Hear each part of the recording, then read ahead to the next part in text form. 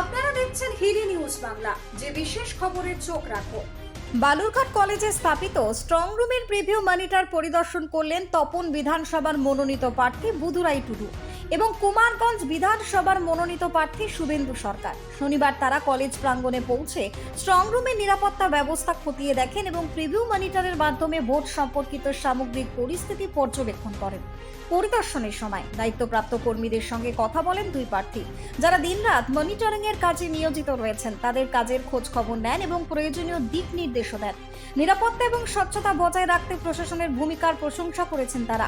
প্রার্থীদের এই পরিদর্শন ঘিরে এলাকায় রাজনৈতিক মহলে যথেষ্ট আগ্রহের সৃষ্টি হয়েছে। নির্বাচন প্রক্রিয়াকে সুষ্ঠু এবং স্বচ্ছ রাখতে সকল পক্ষের এই ধরনের উদ্যোগ গুরুত্বপূর্ণ বলেই মত স্থানীয়দের। Bureau report, Hili news Bangla. Room পরিদর্শনে এসেছি, এখনো যাইনি, যাব। আজকে সকালবেলা নোটিশ করেছি যে 4 মিনিট সিসিটিভি বন্ধ ছিল, ক্যামেরা বন্ধ ছিল।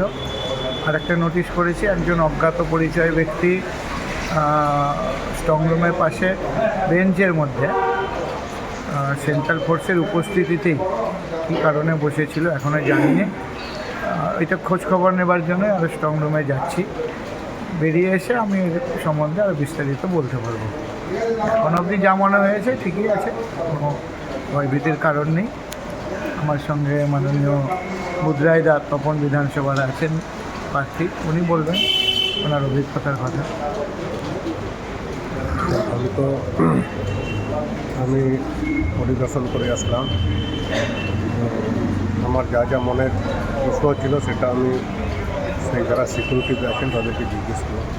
তারা যথারীতি আমার যে সন্দেহের কারণ বা যেগুলো আমার মনে হলো প্রশ্ন, তারা যথারীতি উত্তর দিলেন এবং আমি তাদের উত্তরে আমি সন্তুষ্ট।